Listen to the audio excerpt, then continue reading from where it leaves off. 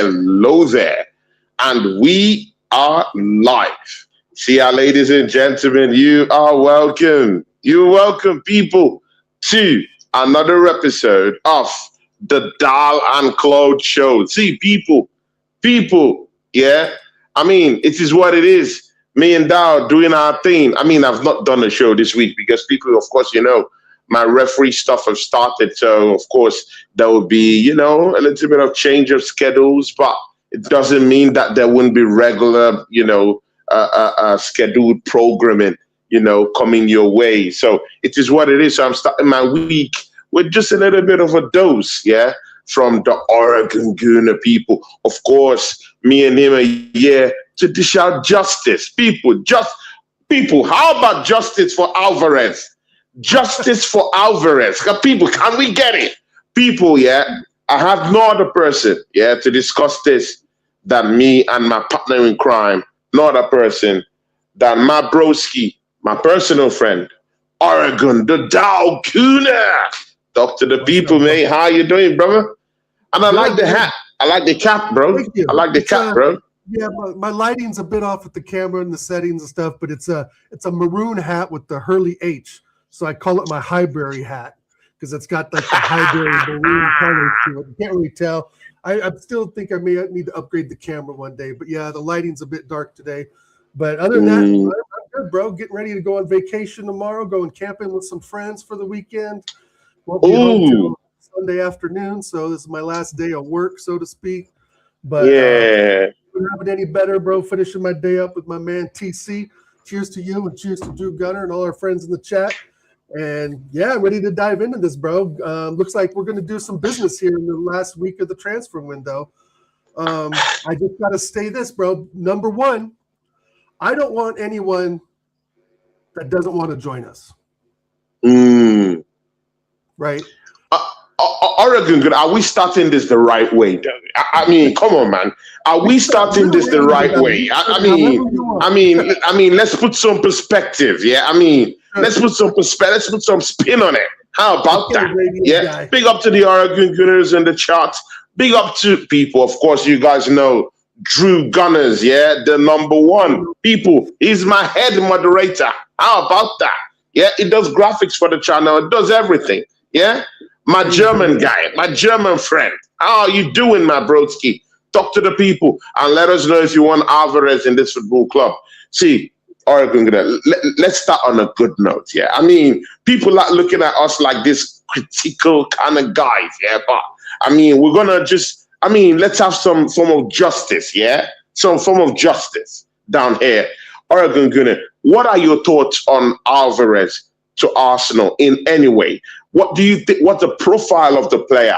Do you like the player? Would you like to kind of like lose any other player to bring this player in? What would you say about the pricing of this player? Just give me a rundown of the profile. I mean, without getting into any bias or sentiment, but just give me the profile of this player. What do you think about Julian Alvarez, the Argentine international, who's won lots of trophies in his career? He has won lots of trophies. I think that he is a very mobile striker, right? He's quick on the ball. He's got quick feet. He has an eye for goal. He's won things for club and country. Obviously, with Man City, he hasn't won much with Atletico Madrid. Big up Antonio Lopez in the charts. Antonio Lopez, welcome, bro.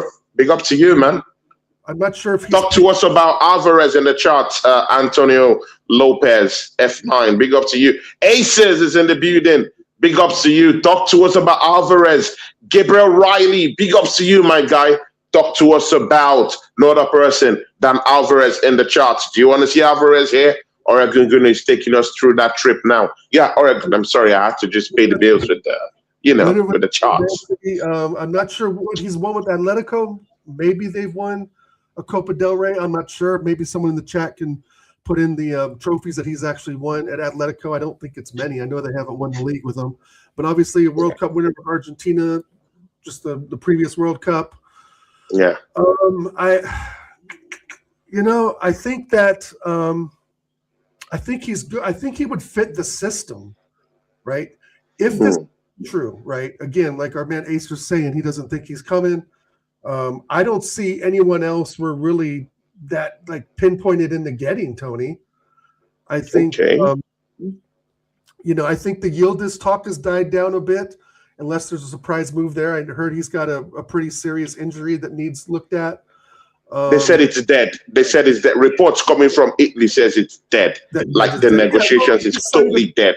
And Arsenal pulled out of it. He signed a new contract in Juventus in January too, which I think is kind of the roadblock for us getting him in January, even if we would have tried. But Alvarez, I mean, I would take him. But like I said at the beginning of the show, I want someone that wants to play for Arsenal, bro. I don't want someone who feels like they're forced going to somewhere where they don't want to be, right? Because that's going to show in their attitude. That's going to show in their play. And I just don't, I rate Alvarez, but if he doesn't want to be here, that's fine. That's fine. I'm not going to force this guy at gunpoint to come to North London and become a sorry sap because he didn't get his dream move.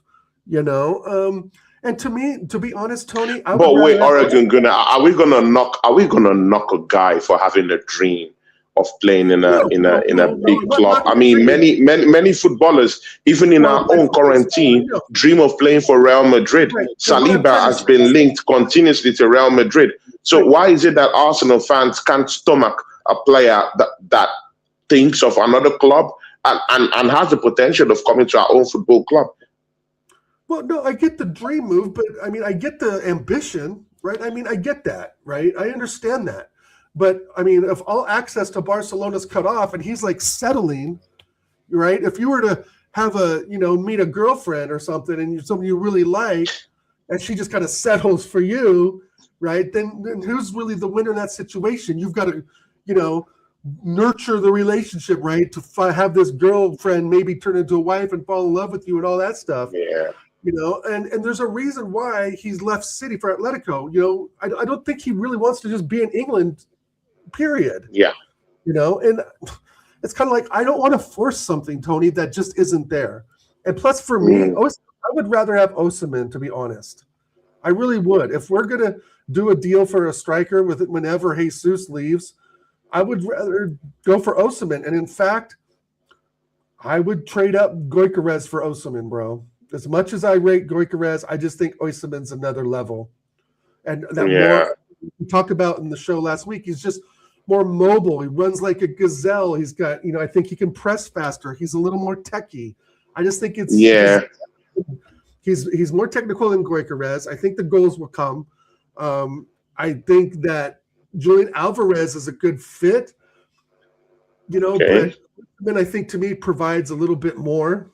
If we get Alvarez, it's like, are we sitting Kai Havertz and Gyokeres? Right? Are they both? Is this going to put Kai Havertz in midfield? Right? What is this? I mean, at the end of the day, if Alvarez comes in, Tony, you know this, and I know this, and our friends in the chat know this. If Alvarez comes in, I still think he starts ahead of Gyokeres, which means Gyokeres is on the bench and Havertz gets forced in this team. And don't be surprised if that was to happen, that we would move Havertz to left wing. Right? And then not get that left winger that we've been chasing. Right? Because he's trying to fit Kai Havertz into any type of piece of the puzzle he can. He's trying to put a square peg in a round hole, no matter what. Right? I just wonder, like I said, we know, big up Nomsky, legend, big up. Big up Nomsky. Nomsky's back, people. Nomsky's back from the US. I mean, my guy went on a tour, to Jamaica, to the motherland, and he came back. Beautiful. Thank God for Johnny Mercies, and God bless Brad Nomsky. He's someone, I mean, I've not had the opportunity of bringing, I've invited him many times. Brother, I've said no. I mean, people, Brother Nomsky is like Vinicius Jr., It's like Vinicius Jr. I have to beg for this brother to come down here, but man says no. I mean, it is what it is. Same thing with Alvarez. We keep begging him, come down here. Man is saying no. I have my favorite. Let me get my favorite down. But I mean, shout out to Brad Nomsky. He's doing great things on his channel anyway, man. Welcome back. Brother Nomsky. I think he had a great show just, a couple of hours ago or so. I think I saw a snippet of it. But big up to you, Brother Nomsky, man. Big up, shout out to the assembled who is down here. I want to see what you think. Here today is down here. Tell me what you think about Alvarez. See, Oregon, yeah. Are you willing? Because see, the willingness, of Alvarez to come in is something I can work with. Is Alvarez worth 128 million? Yes. Because that's another aspect of the whole conversation that we're not really talking about. It's how much it is. I think 128, 130 is probably a fair deal in this market for Alvarez, to be honest. I mean, you look at like Elliot Anderson for 117, Morgan Rogers for around 117, for an extra few quid thrown at Alvarez for a position that we really need, in some cases, improvement. But again, Tony, it's like if Alvarez comes in, Gyokeres is going to be on the pine. Yeah. And you know that Havertz is going to get fit in no matter what, at left mid, center mid, hell, maybe he'll start right next to Rice. We don't know. And that's the thing. I don't think Alvarez keeps Havertz out of the squad. But and I know, and our friends in the chat, like I was saying earlier, the only place for Havertz is up front because he doesn't know what the fuck he's doing anywhere else. I mean, and he's okay up front. He scored some decent goals, but it's not good enough. The consistency is not there.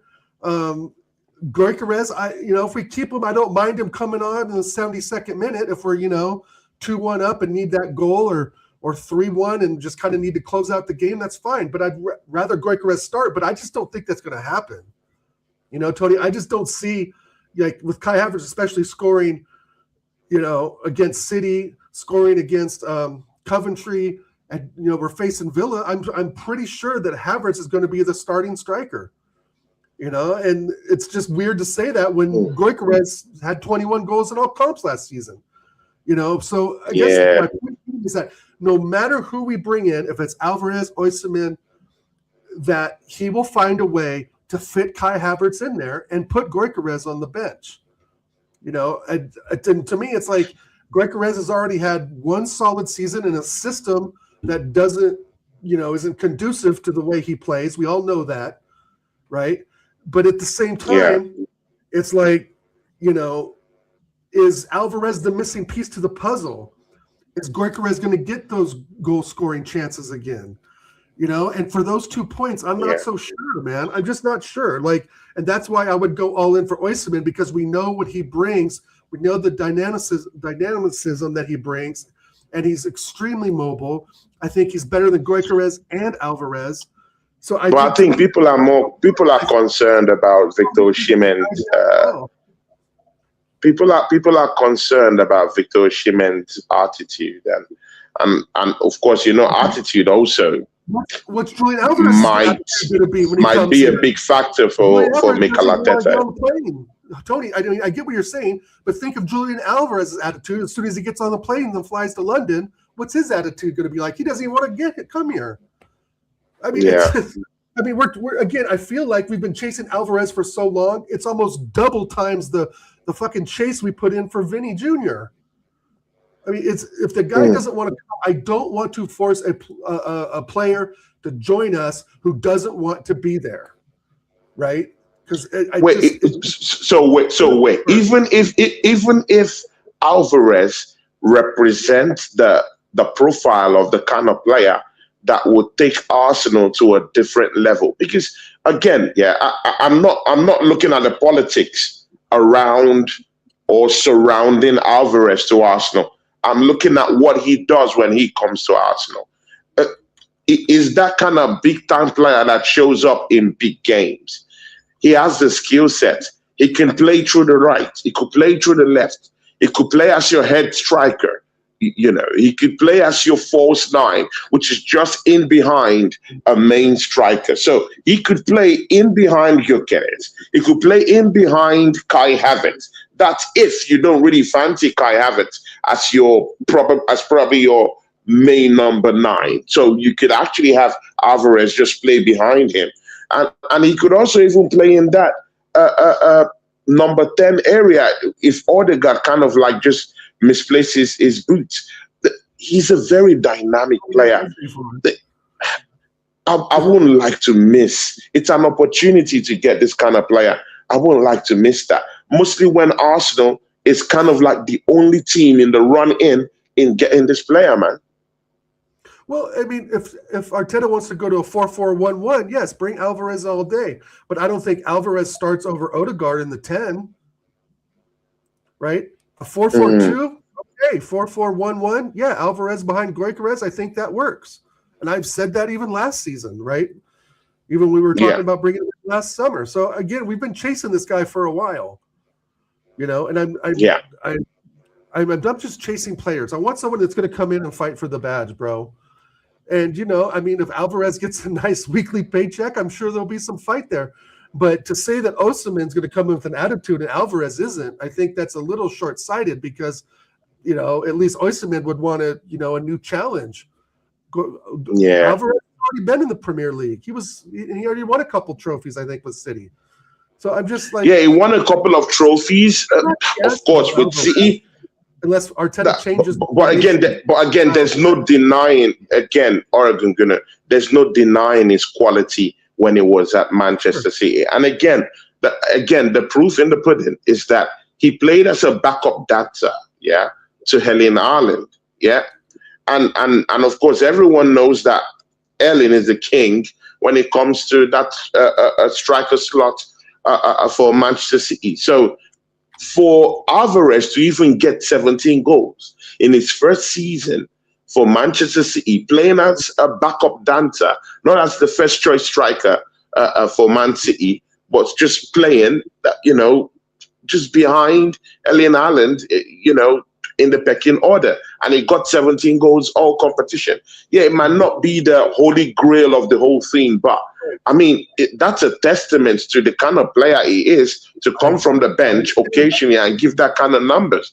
So, and again, Oregon Gunnerman, let's don't paint this thing in a picture that it isn't. Gyokeres scored 20-something goals last season, 21 goals, but he struggled. He struggled in this system. Let's not act as if he didn't struggle in this system. He literally struggled. If the management is saying Alvarez is the guy to galvanize his team, change the way we play, he is the system. Because I've always had a problem with, and again, me and the Assembled have always gone head to head in things like this. He says it's the system.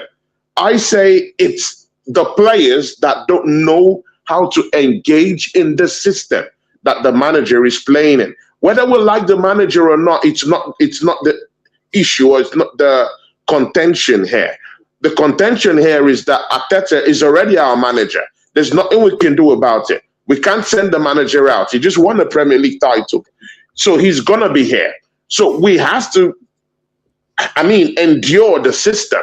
And for us to endure that system, he has to bring players that knows how to play in this system. Alvarez will understand the system, whether we like it or not. I think he's that kind of player that would seamlessly just capture what Mikel Arteta is looking for. And maybe that's why Mikel Arteta is going haywire for this player, man. Have you thought about it from that perspective, though? Yeah, a bit. And I agree with what you're saying. Like, I think he would fit the system slightly better than Gyokeres, but to expect Arteta to change up his system for one player, we know that's not going to happen, right? The only player he's changed his system up for is Kai Havertz, but there's no real system change. It's just been putting him at positions because he's been forcing them in to the first 11, bro. Again, I'm not against Julian Alvarez joining. I'm not. I'm really not, right? I think if this is a final move we make, it enforces our strike force. He's far better than Jesus, who's going to go. He's far more consistent than Kai Havertz.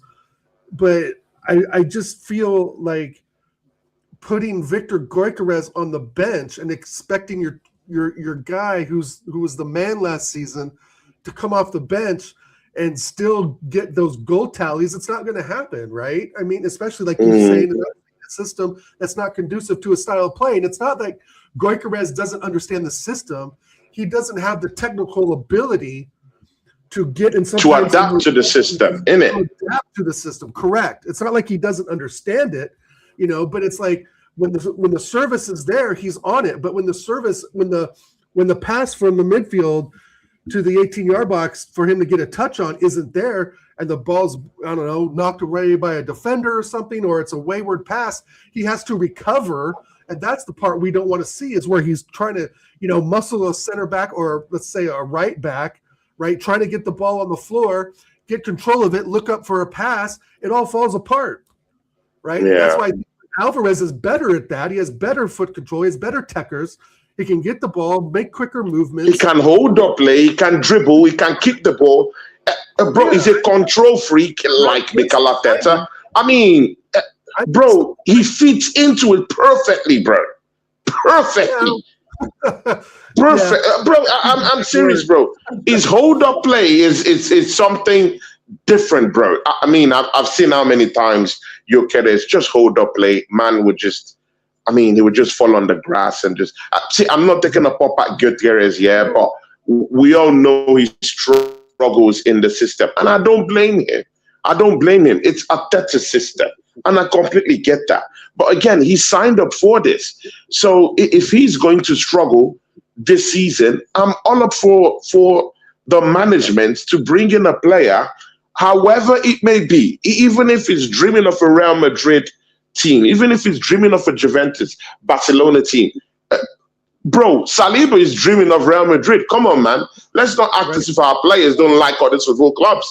Yeah, Saliba constantly has been linked to Real Madrid. What are we doing here? Big Gabby has been linked to Real Madrid. Deep down inside, they want to move to these football clubs. Let's say it.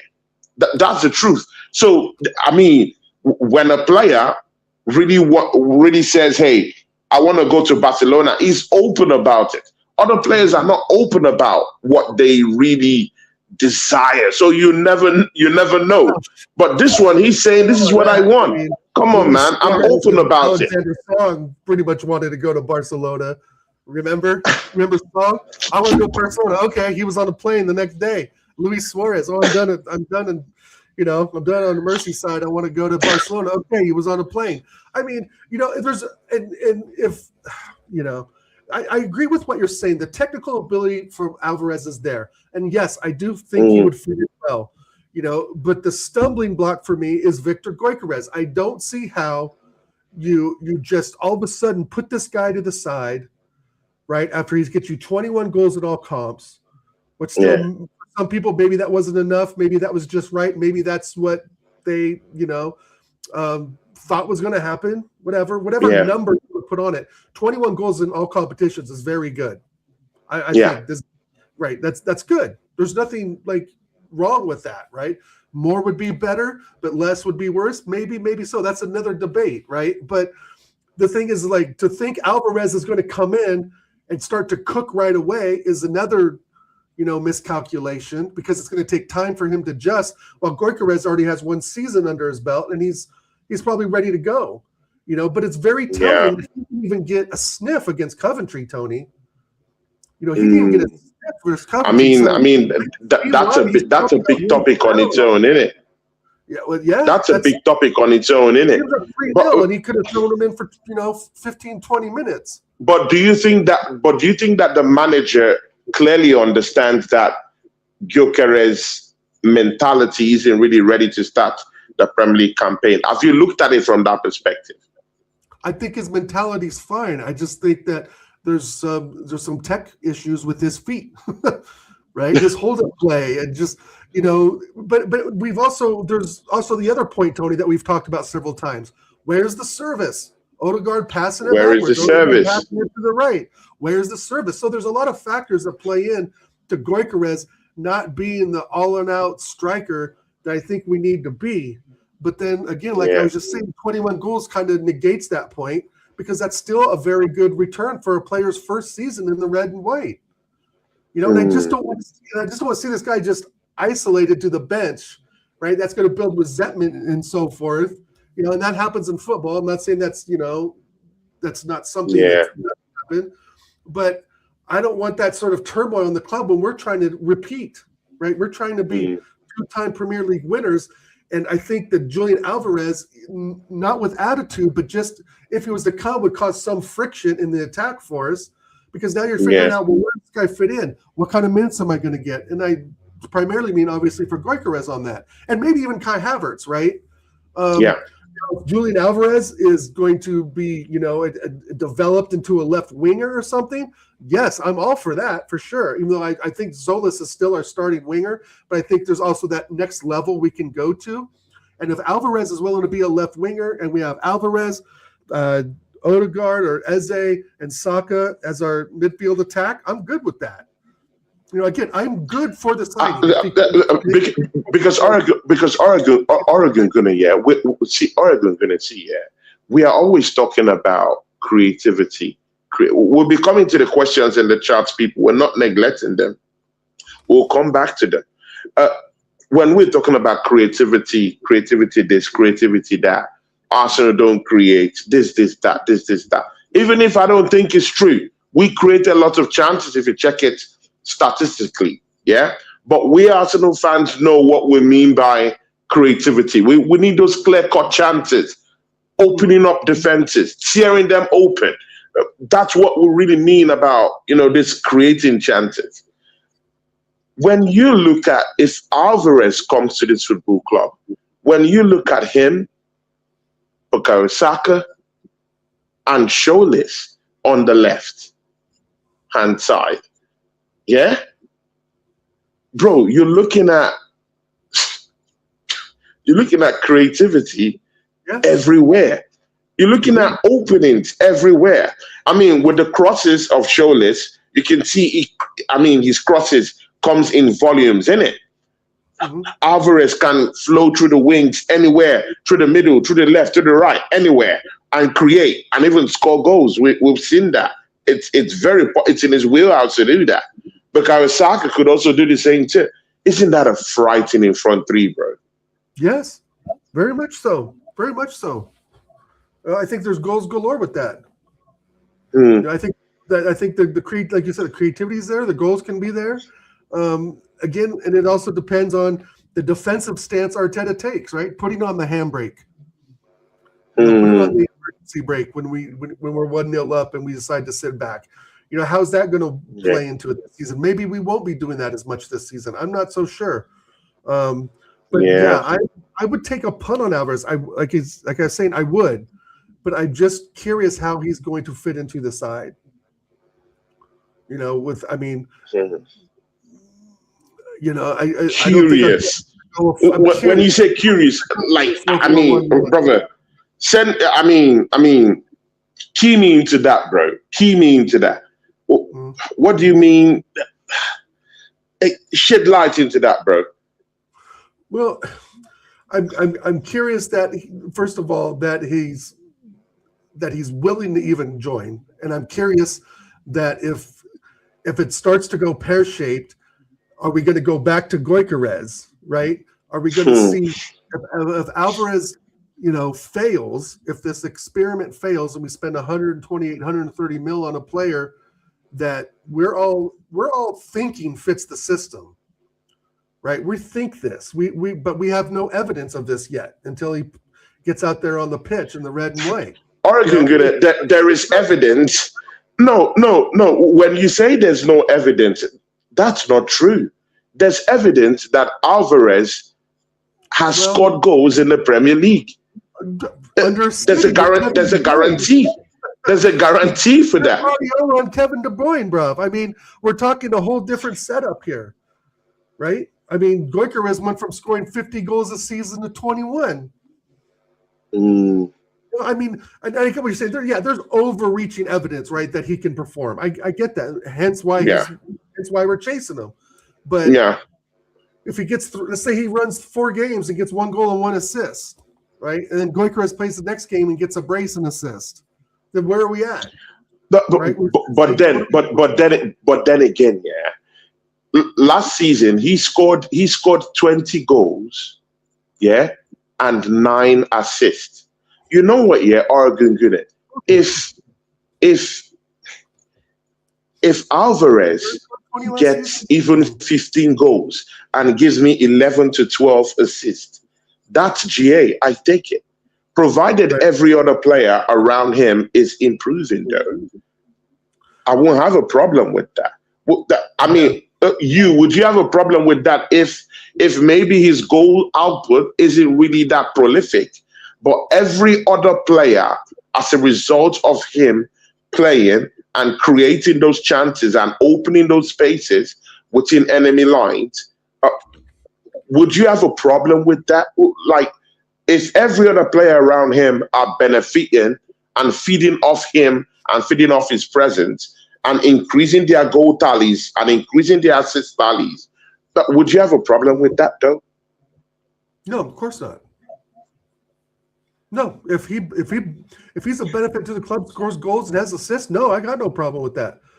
Again, I got nothing personal against Julian Alvarez. I just my main thing is I want a player that wants to be here, bro. Yeah, not man. Someone who's dreaming of Catalan country every time they step on the pitch. That we can agree on. That we can agree on. Yeah, but if it's anything, Kai Havertz. I'm curious where that puts Kai Havertz. Brother, Kai Havertz would be Kai Havertz. I don't know why people have a problem with Kai Havertz in this team. Kai Havertz, I mean, just oppose that to Gyokeres. He's not the one complaining. Gyokeres has played more games than him last season in winning us the trophy. There's every evidence that this season Gyokeres might still play many more games than Kai Havertz himself. There's that evidence it's there. The evidence is there because when Kai Havertz was here in last season, when Gyokeres came, Gyokeres played more games than him. And he scored more goals than him. So there's evidence that he would still play more games than him this season. And again, the one variable is that he was injured for most of the season. Yeah, he was injured. And even when he came back, Gyokeres was still our starting 9. Right, and we put Kai Havertz in the 10 for a moment. Remember that? And that worked out for one game. Bro, I completely hear you. I completely hear that. But again, Gyokeres scored more goals than Kai Havertz. He was preferred to Kai Havertz last season. This season, I don't know. Maybe the manager is saying, you know what, maybe Gyokeres wants out. I mean, look at here today says, he said it. He said Gyokeres wants out of the football club. So it's not Kai Havertz saying I want out of the football club. Kai Havertz isn't saying I want out of the football club. And again, Kai Havertz came from the bench. Kai Havertz came from the bench many times last season.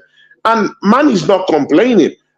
So if Gyokeres played more games than Kai Havertz and is still complaining, I have a problem with that, man. I have a problem with that. He played more games than Kai Havertz. He scored more goals than Kai Havertz. Had many more opportunities than Kai Havertz last season. So why cry wolf though? Who started the Champions League final? Who started the Champions League final? No. Does that matter? We're looking at the Premier League and every other football competition Arsenal played in, and Gyokeres was the preferred one in all its entirety. We can't just pick Champions League as a single yardstick. Comes to the biggest game of the season. He's the preferred one till the Champions League final, is what you're telling me. That's the manager, isn't it? That's bro. The radio guy. That's the manager, isn't it? Yes. That's the manager, isn't it? If it's confusing to us, Tony, it's confusing to the players. Let's be honest. Gyokeres is probably trying to figure out, I came here last season, I came from scoring 100 goals in 2 seasons. Granted, it's a different league under Amaram, who could figure out how to get me service. And then I come to North London, I scored 21 goals. I get us a league title. I get us to a Champions League final. And then you don't play me in the final. And then the first game of the season, you sit me on the bench without a sniff. What is supposed to think, bro? And then you're chasing Julian Alvarez like a fucking lost puppy all over fucking, Madrid. Oregon gonna Oregon gonna. This is the problem I have with our fan base, bro. Yeah, Oregon Gunner, yeah, this is the problem I have, yeah? We keep complaining we don't have world-class players in our team. We keep complaining that we don't have winners, people that will instantaneously change the game. Like in the Champions League final, we don't have that kind of marquee kind of player that will come in and turn everything he touches into gold. Finally, Arsenal is in the business of getting away the bumps we have in our team. People are still crying for Odegaard to be here. We'll touch all of that. Yeah, we'll touch all of that. Yeah, and now we're in, either by hook or by crook, we're in for Julian Alvarez, and we're still complaining. What do we want? We don't want world-class players no more. Yeah, now we're going for players that, okay, can actually still change something, and we're still complaining. What do we want, Oregon Gunner? At this point, what do we want? We're going for the world-class players, and Arsenal fans are still complaining. We went for Vinicius Jr., we're still complaining. Bro, what is going on here? We're trying to clear the log. We've gotten ruthless. We're trying to clear the log. We're trying to push away Gyokeres Jesus and all these leeches from our football club, and we still have Martinelli sympathizers in this team. I mean, in our fan base. Bro, I'm not having all these things, my guy, bro. What is this? Oregon Gunner, put us into perspective. What do we really want, my guy? Because if we smell market opportunities for the biggest of players, why can't we be in that shout? I remember a couple of years ago, yeah, like 4, 5, 6, 7, 10 years ago, Arsenal was never in the shout of the biggest players in the business, bro. At least be in the conversation. If you don't get the player, be in the conversation. We were never in those conversations at all. And big-time players all went to football clubs that they deemed, oh, okay, you want me? You okay, pay the money. Okay, we go to the football club. Finally, Arsenal is in for the biggest players in the business, and we're dragging our feet, bro. If Julian Alvarez If Julian Alvarez really wanted to be here, he would have been here June 16th, the day after the window opened. Nah. The deal it's a complicated deal. Okay, it's a complicated deal. Mostly when Barcelona is concerned in that deal, it's a complicated one. North London so bad, Tony. If Julian Alvarez was like, you know what, I see what Arsenal's doing. I've been talking to my people. My people have been talking to their people. I want to make the move to North London. It would have happened 1 week into the window. The guy does not want to be here. Plain and simple. He's being forced out at Atletico Madrid at this point because the fan base are about to hang him, right, and throw rocks at him, stone him to death because they absolutely hate him now. Right, because of his desired move to Barcelona, which I can see it. Like you said, everyone would dream of going to Barcelona. I get it. It's it's like the upper echelon. Bro, even your legend absconded your football club and went to Barcelona. Bro, come on, man. Bro, I don't see. Bro, I mean, when it was time, Fabregas said that he has the DNA of Barcelona. Bro, come on, man. We've seen this thing before. Let's not act as if we've not seen this theatrics of these players, their dream. Even our own legends have abandoned ship and gone down there to win titles, bro. Yeah. Fabregas went there. They said it is Barcelona, it's his DNA. Thierry Henry. I'm sorry I'm calling these names there, but they have to be called because I'm seeing lots of differences in how people look at this stuff. Thierry Henry left the football club. I respect Henry, but he left on to win Champions League in Barcelona. So let's not act as if these players don't have their dreams and aspirations. Why should we curse them for that? If we can be able to bring in the player, provided they help and galvanize our system, why can't we just try and bring them? We are trying to bring him. That's what the whole thing was about. And like we talked about 2 weeks ago, I think and I don't want to keep going back to Vinny Jr., right? I really don't. Yeah. But it's endemic of how we've operated this transfer window as champions, right? That's the whole frustrating thing is we're English champions Champions League finalists. Yeah, the Champions League didn't go the way we wanted, right? But those are one-off games anyway. But at the same time, now is the time to strike like a viper. Remember, we talked about striking like a viper, Tony. Right? We got to strike like a viper and get the players in we want. And I've said it a million times. I'm fine with Alvarez. I just don't know what that does to Kai Havertz. Does that force Kai Havertz in the midfield? And if it does, I don't want that. I don't want that. I would rather have Gyokeres. And again, like we're talking here, cool customer. Fans complain about lack of service when Kai Havertz plays up top. Why? Because the lack of service.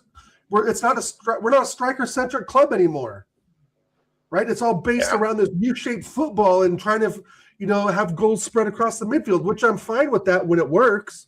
It worked a bit last season, but it didn't work with Martinelli with 1 goal. It didn't work with Odegaard with 1 goal, who's already had his tally just last week already for last season. I mean, it just – and again, no matter – and we said this, Tony, last season. We sat in this exact spot with our exact – our beautiful faces laughing at each other, saying that no matter what player Arteta brought in last summer, they have to adjust to the system. And I know that's true across a lot of clubs, but no matter what name is on the back of the shirt, they're either going to succeed or they're not.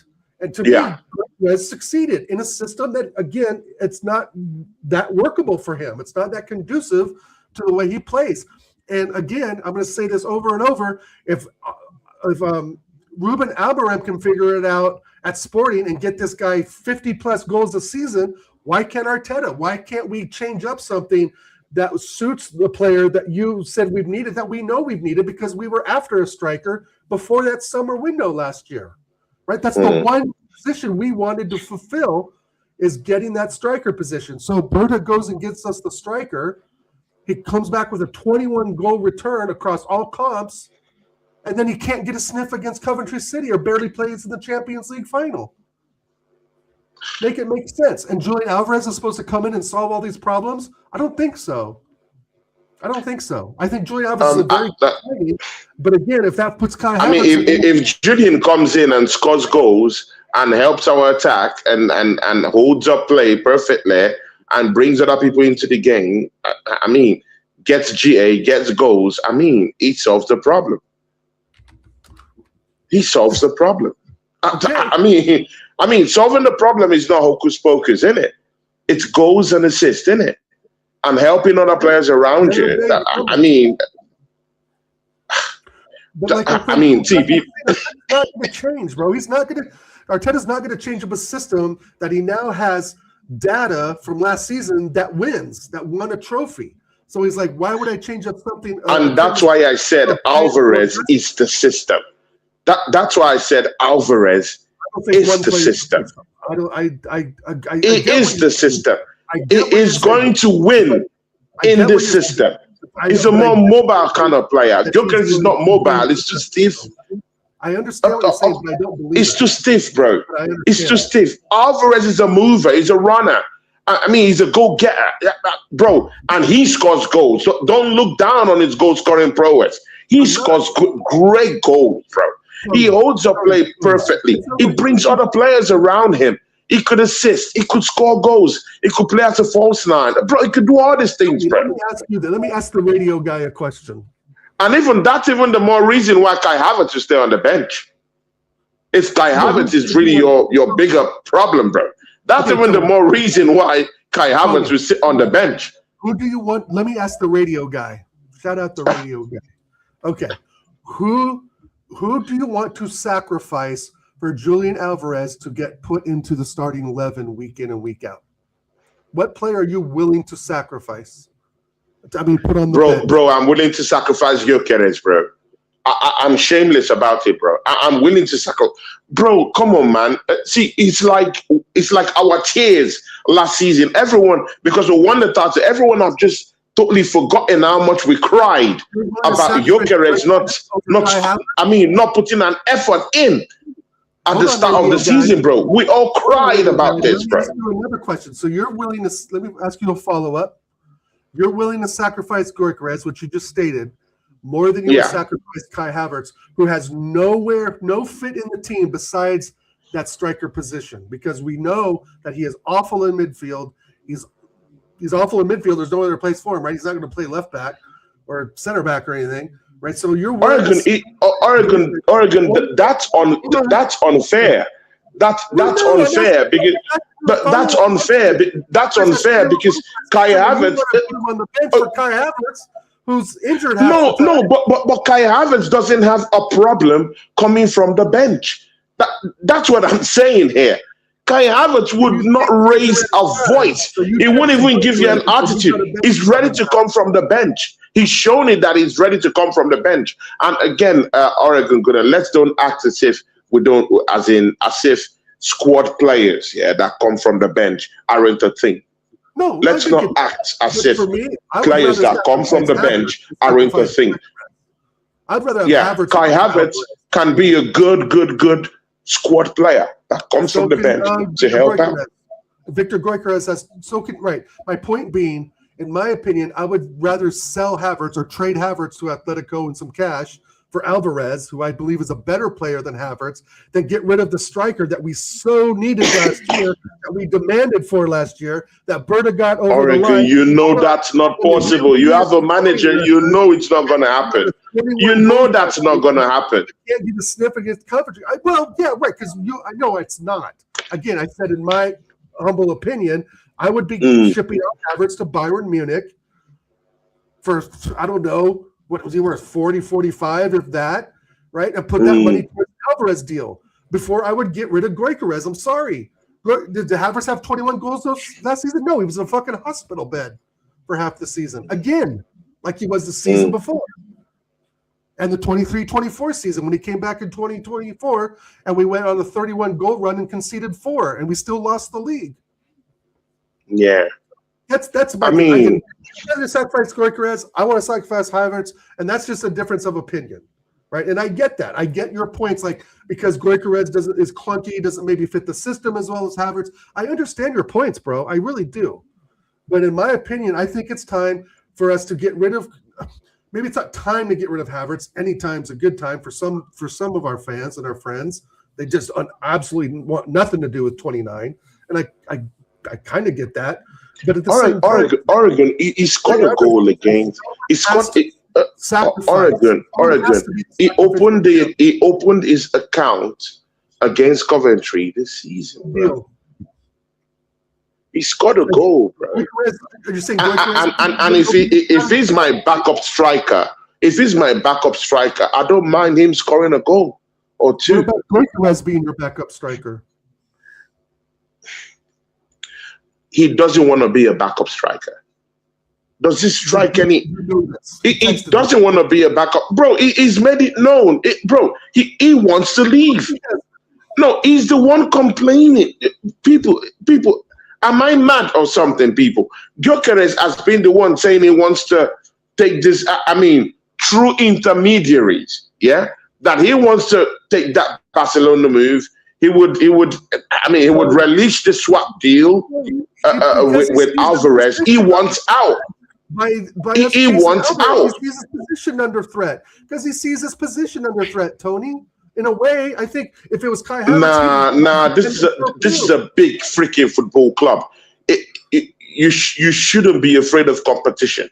And when you're Premier League champions, you should welcome competition. It should be something that drives you there. It should be something that drives you there.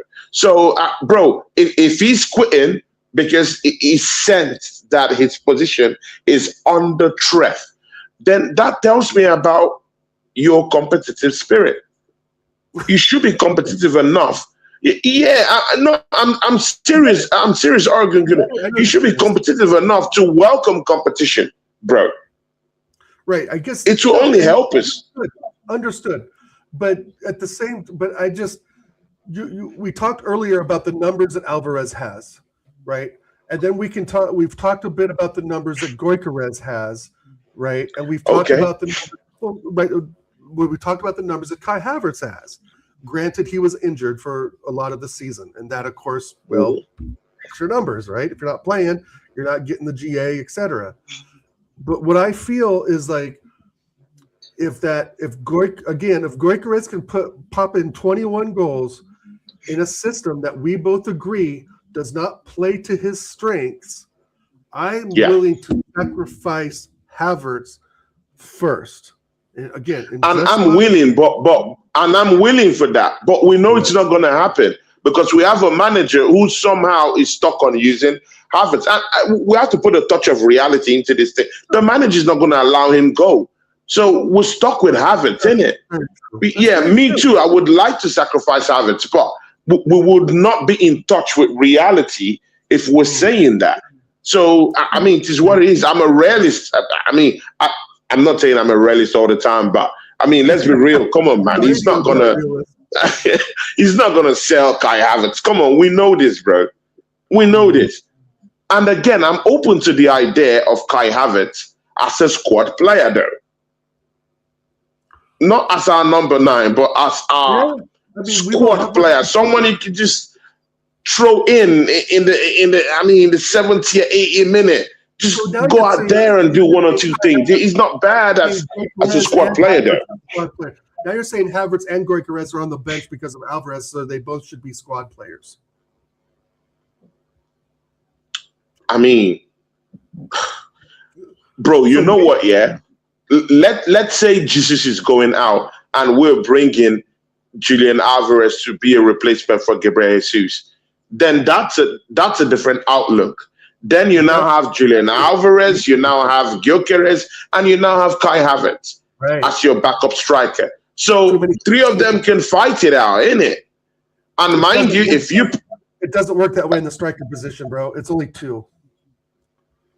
Like how? Like you can have three strikers in your team? Very rare. No, how can't you have 3 strikers in your team? I'm just saying why? Why can't you have 3? Arsenal have had up to 3 strikers, bruv. We have Gyokeres, we have Gyokeres Jesus, we have Kai Havertz. God damn it, we have Merino in our striking position. That's 4. So why can't we have 3? Why can't we have 3 Oregon Gunner? It's rare for a big club to have 3 top level strikers. It's a rare thing. City didn't have top level. Oh, suddenly Kai Havertz is top level now. Well, he's considered suddenly he's top level now. Okay. Okay. He's considered that by Arteta. Okay. Okay. I mean, Oregon, don't shoot yourself in the foot now. Come on, man. Don't do that. They're always ranked. You have your first striker, your second striker, and your third striker. If Julian Alvarez comes in there, it creates a problem that Arteta's. It's a good problem essentially, but there has to be a sacrificial lamb in this, right? If Julian Alvarez is coming for Jesus, then basically he's third string essentially, right? Because Jesus was third string. Moreno was fit in, and I don't think he played striker once last season. I don't believe he did, because he played. He played when Kai was injured, and he scored a few goals in the striking position. Merino. Last season, or the season before? Last season. No, season before. Last season, yes, he came on. Even when Gyokeres was injured, he came on. He scored some goals before he got injured. Check it out. Let me know. Check it out. And he also got injured. He himself later got injured though. Right. I don't recall him playing, maybe for 2 or 3 games tops, but I don't recall him having a for like 3, 4, 5 games though. I even remember against Tottenham Hotspur, he was even leading the line at that point. But again, maybe I'm making a mistake. I don't know, but it is what it is. But again, see, people, me and Oregon gonna have had a tense back and forth with this Alvarez issue, and people. That's what I wanted to spark. I wanted to spark a conversation, and people, you can see how the conversation goes with me and my brother Oregon. Sorry, I need water. With Oregon Gunner. I mean, it is what it is. We don't have to curse each other, but we can at least talk about these things holistically. See, Oregon Gunner, Martinelli is supposed to be off to Al Ahly. Are you satisfied with the way the football club has handled this. Before you go down there,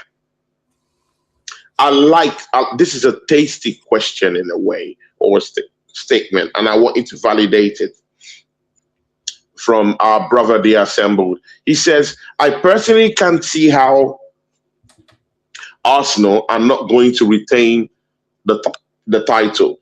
The real question is, does Alvarez have the missing piece to lift the Champions League? You see why that is a big statement, bro. Shout out to The Assembled. Yeah, big up Assembled, my guy. Person can't see all the title. Oh man, that's a tough one. I would hesitant to say the missing piece, bro. But I think there is an addition there, right? There is something there that would get us to where we need to be. But that's different than get over the line, Assembled, as you know what I mean. I think that the Champions League is just such a one-off, right? It's just one of those things where you have a bad day at the office and you're done, right? Once you're at the group stage, a bad day at the office and you're done. I just, I don't think Julian Alvarez is going to keep us from conceding a penalty against Inter or somebody, right? So that's a real. You see what I'm saying? See where I'm going with this, Tony? It's I see it logically. Yeah. That he's going to come in and score a hat trick against. I don't know, Bayern Munich or somebody like that. It's very hard to predict. But I do see, if he was to join, I do see a role for him in the Champions League. Absolutely. I think he would actually, if he had a really solid run in, that he would do really well for sure. But I'm hesitant to say that he would shoot us to a final. Right? I'm hesitant to say that he is the missing piece because I still think no matter what players they bring in, they have to work this system. And the system worked pretty good in the Champions League, right? Going undefeated. I can't easily say that we're bound for European Cup glory with Julian Alvarez. I can't bring myself to say that, but he definitely would be an instrumental part if given enough play time, if the service is there. A lot of ifs, right? But again, good question. I'm not sure the guy that necessarily gets. But he's a big time player. Oregon, I would like to defer in that, and I would like to go, through that journey with you in ascertaining, if he's that kind of guy that has the minerals. For us to live the Champions League, do you think he's a big game player? Is Alvarez a big game player? Really good question too. Do you think he's that kind of guy that could step up in big games, in a final? No, I'm sorry. In an Argentina versus Portugal, in an Argentina versus Brazil, is he gonna do that? Though I mean. Well, I'm putting you on the spot, right? I'm putting you on the spot, right? I mean, it is what it is. He scored against us. Don't forget, he scored against us in the Champions League. Let's not do that, people. Let's not do this, bro. His skill set is undeniable. We know this for a reason. Man is a shooter. He's a gunner, people. He's a shooter, man. Bro, we know. He holds the heat. We know that, bro. That's why I'm asking Oregon Gunnet.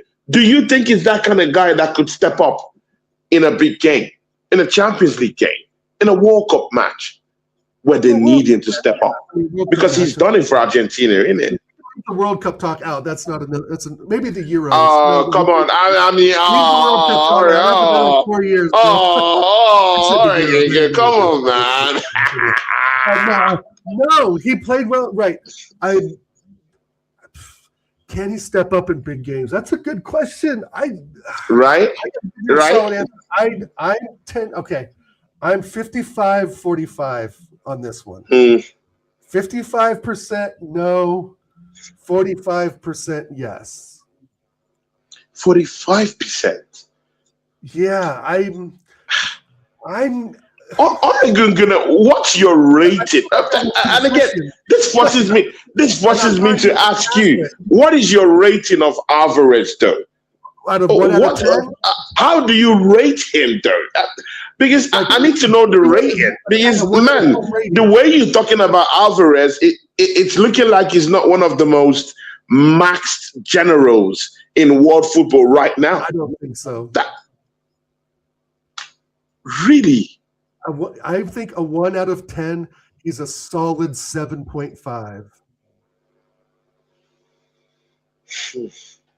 A solid 7.5. And you can round that up to 8. Okay, no, I mean, I can roll with that. Okay, there's another thing too. I think that he's not that big. Is he world class though? Is he world class? Is he world class? He's won the World Cup. He's won the World Cup. He's won the World Cup. He's won, bro. He's won the South. Bro, come on, man. Let's not do this. He's won the South American Cup, innit? He's won it, bro. Yeah, the Copa America. Man has won it. So yeah, he's won a Premier League title, bro. Oregon Gunner, come on, man. Is he a world-class player, man? No. He's on the precipice. He's almost there. Oregon Gunner, you just said that a World Cup winner and a Premier League winner is not a world-class player. Do the math again, my bro. I know. A player who's worth 128 million, my brother. Even Real Madrid was not asking for that, bro. Come on, man. Hold on. All my days. World class to me is Thierry Henry, Zinedine Zidane. Come on, man. You know you can't compare world class right now and world class in those. Come on, man. We're not doing that. You know that. Come on, man. Oregon, come on. Oregon, you can admit these things, man. Come on, man. You can admit it. He's on the edge. He's on the edge, bro. I'll give you that. I'll give you, again, for me, it's just like. What would it take for a player to be a world-class player, though? He's kind of a purple patch player, bro. I think purple patch. Yeah, in my opinion, I know he's got some strong numbers. He's very good when it all works, but he can go missing. I think there is times where he can go missing, and all players do. And for the benefit of that, Tony, all players go missing. Oregon Gunner, man. Even Thierry Henry went missing in games. Absolutely. Every player goes missing, man. But again, I hear you. I get your point, but solid 7.5, bro. Someone who scored in the World Cup, contributed enormously. Not that he was sitting down while others were scoring like Bacola in the Champions League. Man participated, won the World Cup. Players by the World Cup, Tony. They're surrounded by greatness. Participated in the Premier League and won. And you saying he's not world class, bro? He's won the Copa America. He's not world class. Okay. Bro, I wonder what's world class. People are saying that Gyokeres Jesus is almost near to world class, and man hasn't won a World Cup. Man hasn't even won the Champions League, and they're putting him on the precipice to world class. And you right here, and I'm saying he's on the precipice to world class, and he has already won this, scooped up all this personal accolades though. Great. I rate the guy. I'm giving him a 7.5, but I just don't. I get you. I get it. He's not Vinny Jr., bro, and we need a left winger more than we need a striker, in my opinion. But maybe that ship has sailed. Maybe we're not getting that left winger. Maybe Soares is the guy, and then we'll have to play Eze on the left or something. I don't. You are my personal friend, Tony, and I don't want you to see you heartbroken when Julian Alvarez decides to sign a new deal at Atletico Madrid. And everything all the fans want is for him to sign a new deal and stay. They're not telling him to go. No, They but don't want him to go, but they don't want to go through all this bullshit because they're wasting time to get in their player in the. I think the fans want him out. At this point, Well, yeah. with what I saw, I saw them stone him with shirts, with pelts, with different things, bro. I think he has damaged seriously the connection to the fans. He's damaged that already. He wants out. He wants out, and I think he will reluctantly take that Arsenal bypass. I think he will take it, and he might take it as a means to an end. Maybe come here, play for the next 2 seasons, scoop some personal titles here, and decide to go to Barcelona, having a gentleman's agreement with Arteta and the Arsenal faithful. So let me ask you, do you really think then, if this Alvarez deal is gaining momentum, that Gyokeres is on his way to Catalan? Yes. Yes, I see that. Last 48 hours of the window, Victor Gyokeres makes a move to Barcelona. I see that because he wants out. His camp have said it that they want out. And if Alvarez comes in, he definitely knows that his chances of playing will be slimmer because now Arteta now prefers Kai Havertz to him, and bringing off Alvarez will just knock him down, in the pecking order. So Alvarez will play more games. And he wants to be the guy. And again, I have no problem with a player saying he wants to be the guy. But again, the thing about loyalty now comes to play. Okay, if you're saying these things publicly, I want to leave Arsenal, I'm flirting with Barcelona. I mean, it's not a good look on Arsenal, is it? No, not as you English champions. Why aren't we retaining players, especially a player that helped get us there? Right? Yeah, man. Yeah, man. I mean, at this point, I would let Kai Havertz go, but again, we all know that it's not going to happen. But you're right. The real issue is that Arteta ain't letting Kai Havertz go. All right, Gunguna, the question I asked you, do you think that we are engaging Gabriel Martinelli in a way that doesn't tarnish our image and the way we handle players and transfers in our football club? Have we really done something bad to this guy? Because the uproar, and again, Righty said that. Righty said that the way Arsenal is handling these things, bro, come on, man. I will be the last person to take a pop at an Arsenal legend. It's okay in this generation to actually take a pop at our legends. People do it all the time. But I'm not going to be the guy to take a pop at Right. But again, man, second thought. Bro, do you know how many times me and you have cried, even if Martinelli is one of your personal best? Because you like that. You've issued a defense on that guy.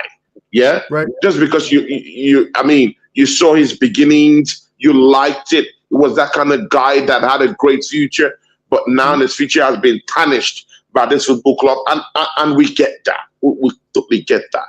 But there were many times me and you are gonna cried, lots of times, crying on streams about the performance of Gabriel Martinelli. Suddenly, we become ruthless and want to send him away for him to be on his way to have a great future somewhere else. And we have people in this fan base saying that we're treating this guy harshly, including a club legend. Bro, talk about this, man.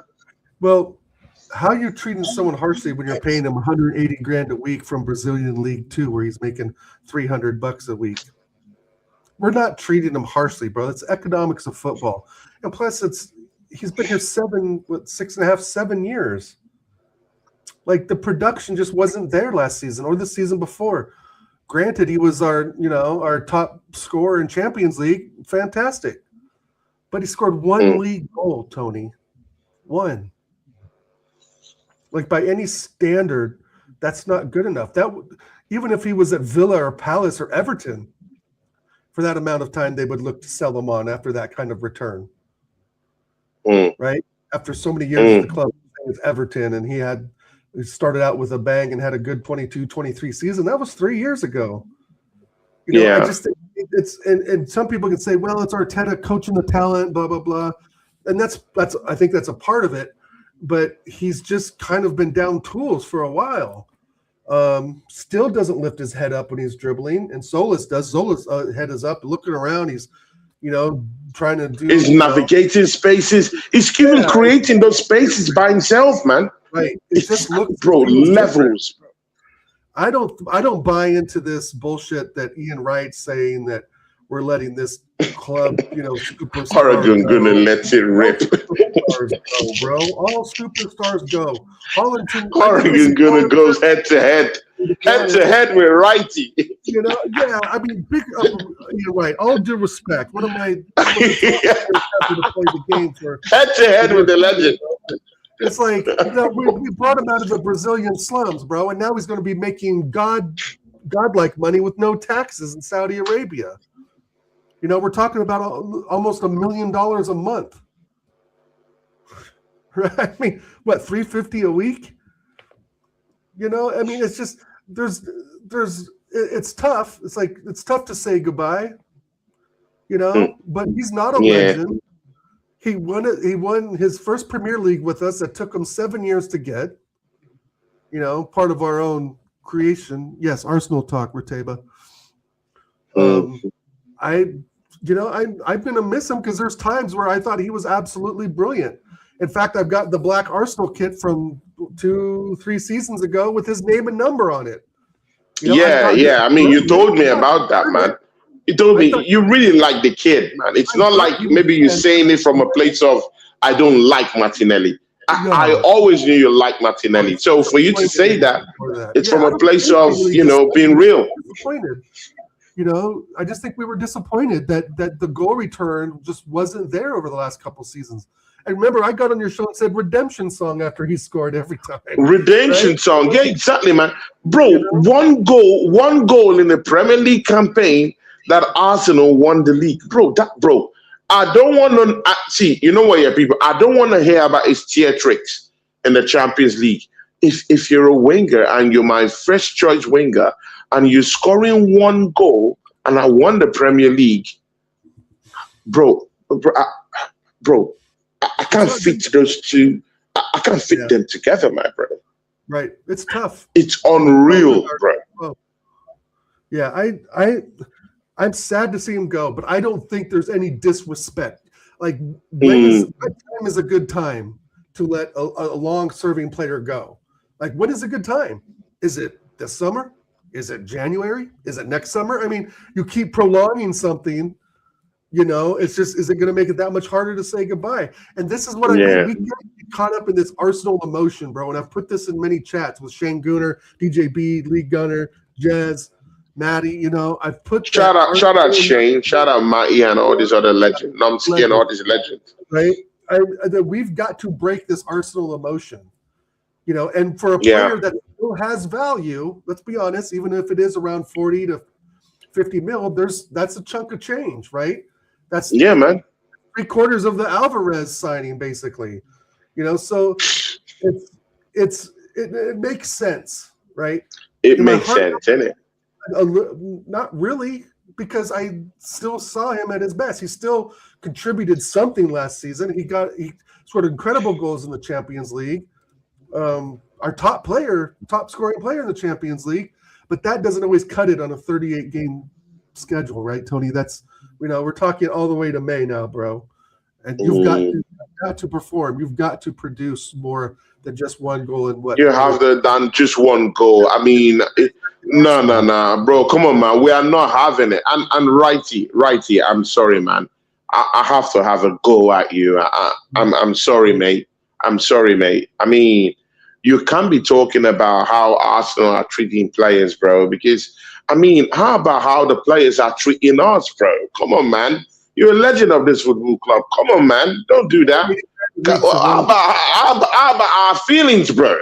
Our own feelings were hurt during the season when our own left winger, first choice left winger, is scoring only one goal. Come on, man. Righty. Come on. We're not doing this. Come on, man. Really? How how are we the unfair ones though? I mean, I'm looking. Okay, good. This is even a more bigger example, bro. Look at Gyokeres Jesus.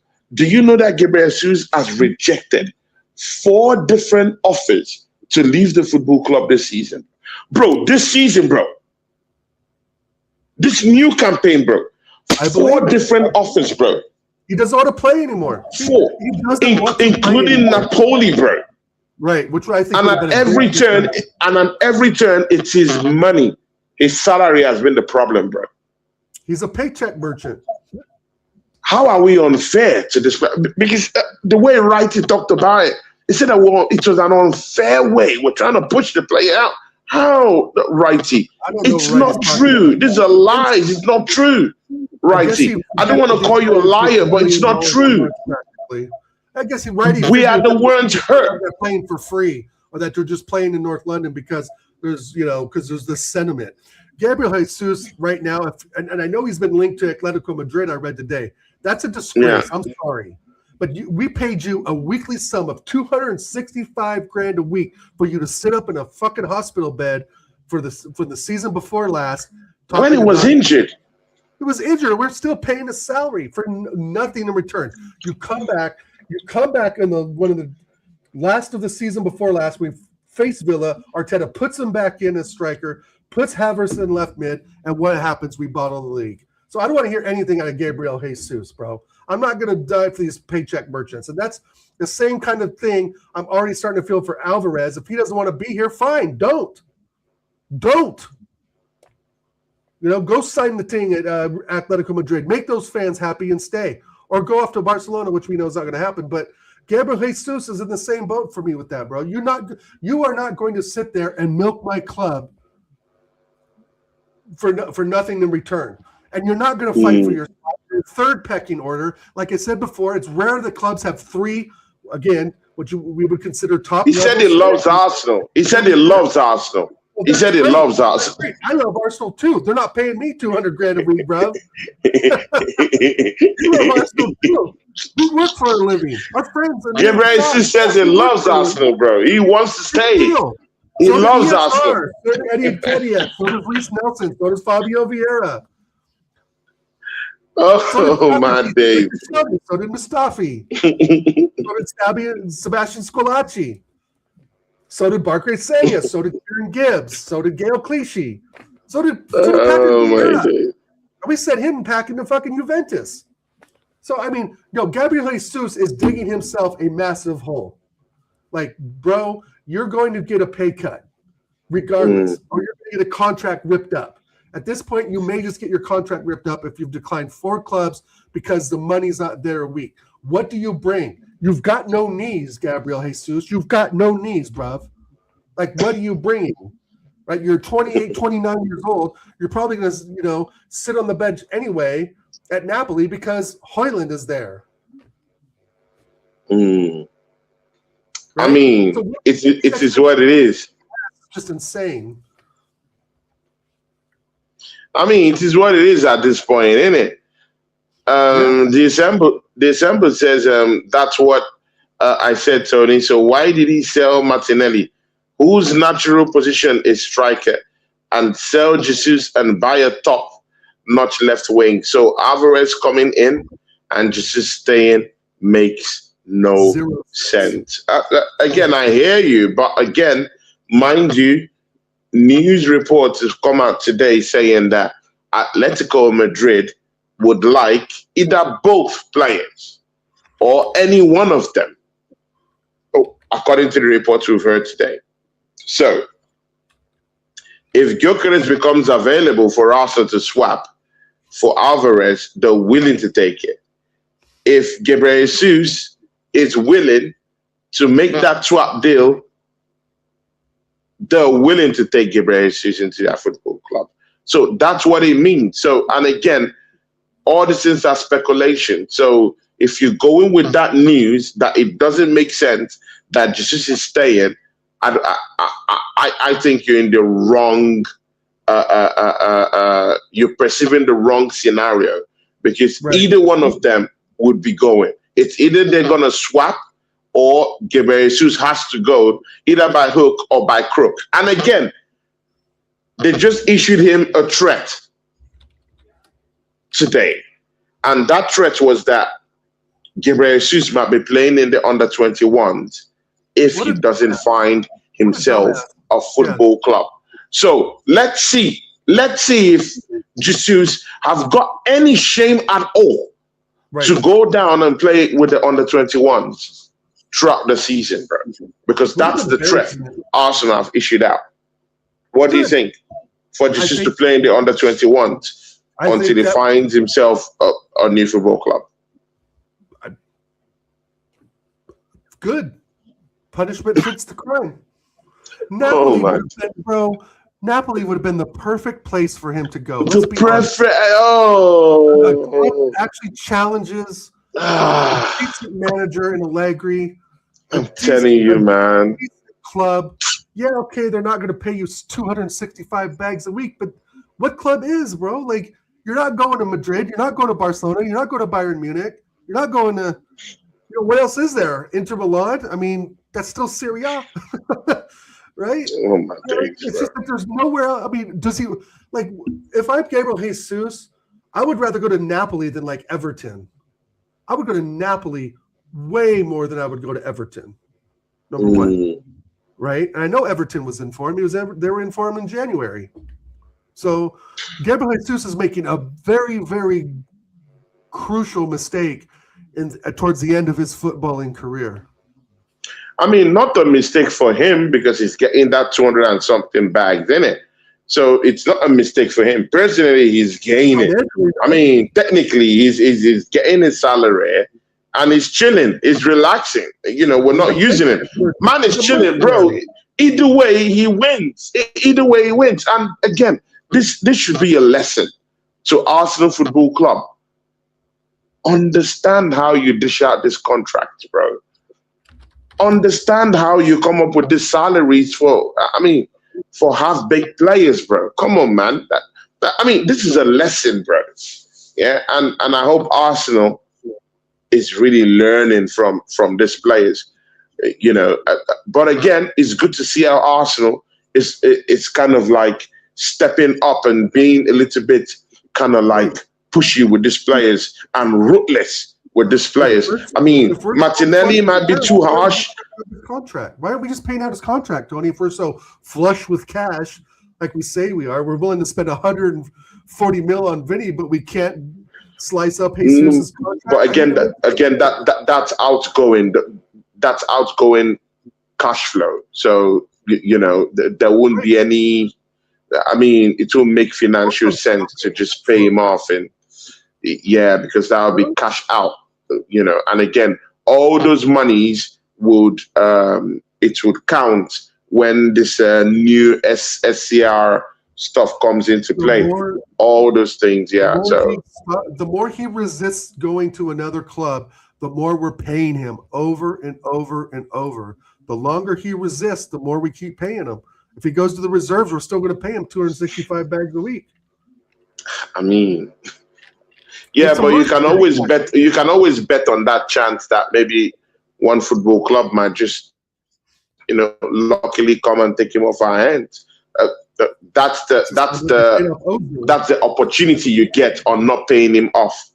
In that within those months, a certain team can come up and say, "Hey, okay, we do need him," And again, man, if you cannot sell him to foreign clubs, because foreign clubs won't be that crazy to spend that kind of money on him. I mean, sell him to Everton, sell him to Newcastle, bro. Newcastle have been ripped apart. Sell him to Newcastle, Arsenal. Sell Jesus to bro. They can afford him. Sell Gyokeres Jesus to Newcastle. They need him. How about Ipswich? Ipswich Town. Come on, man. You need a player of that experience. Go get him. Bro, I really don't understand what is going on. Oh, my days, bro. Bro, these things hurt me, bro. They hurt me. And the way he's just staying, it's like, I mean, it's hurtful, my guy. Right. It's hurtful. It is. It's hurtful when the player who first joined had so much potential. Him and Martinelli were cooking, in 22-23 season, you know. I think that was the season after he joined, but regardless, no, it's just he's holding us for ransom, bro. You know, he's holding us for ransom. This is what it is. We've done nothing. We've done nothing to bring that. Big up Rateba. It's not our fault. Big ups from Germany. It's not our fault that we were paying his salary while he was laid up in a bed for 9 months. You know, it's not our fault.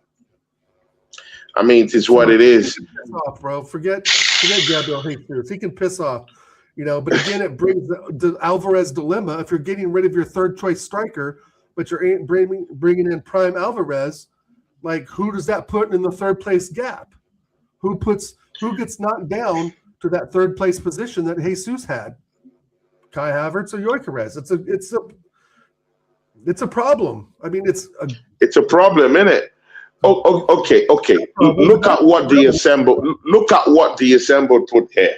I mean, Oregon, you know, while we're out here, yeah, trying to get these bombs out, yeah. The assembled has other ideas. He says Arsenal are a professional outfit. The way Arsenal conducted themselves with Martinelli is an embarrassment to the fan base.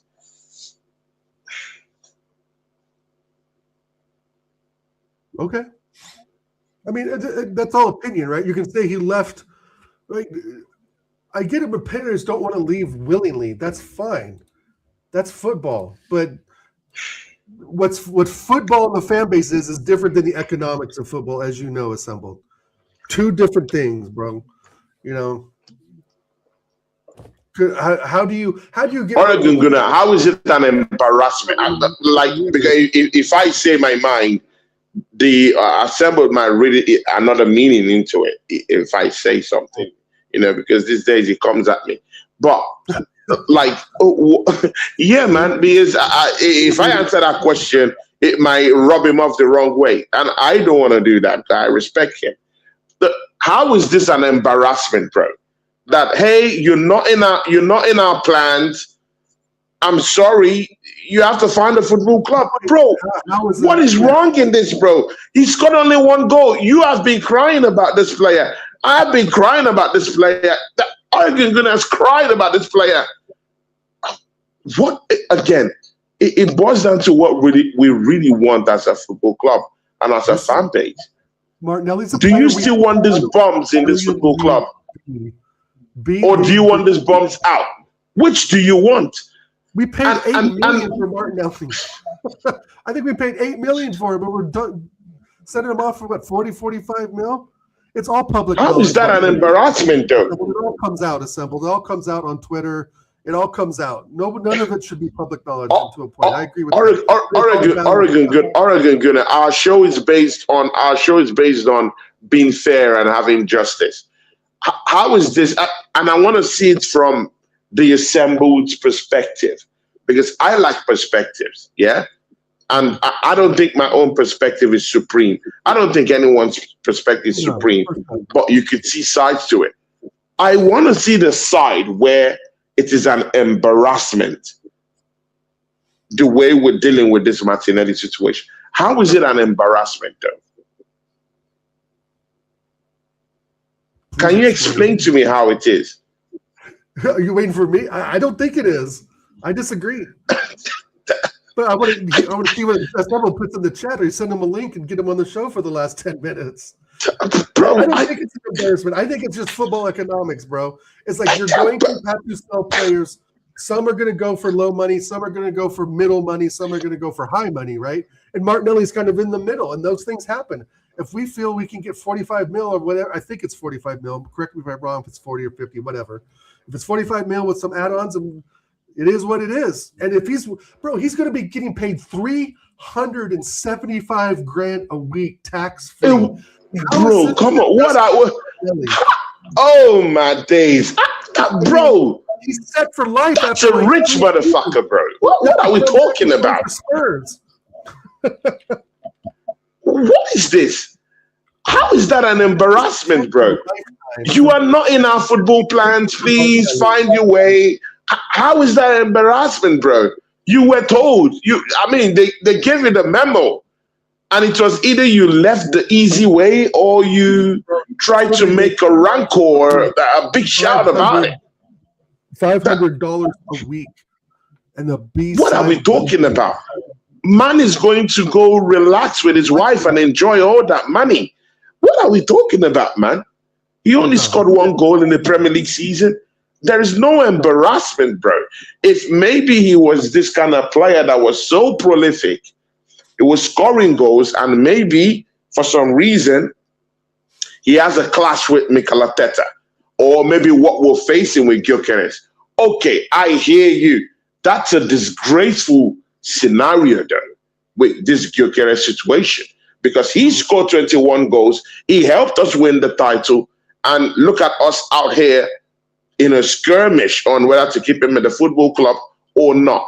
That's a big embarrassment and an indictment on the football club, both to the manager and both to the management. But for Martinelli, bro, 7 years at there's no embarrassment, bro. It is what it is. Like what Oregon says is basic economics, bro. I mean, bro, and even that's even a bigger gain for Arsenal, because that would represent the biggest amount of money Arsenal would have received ever from any player ever. That would be the biggest ever. How is that an embarrassment?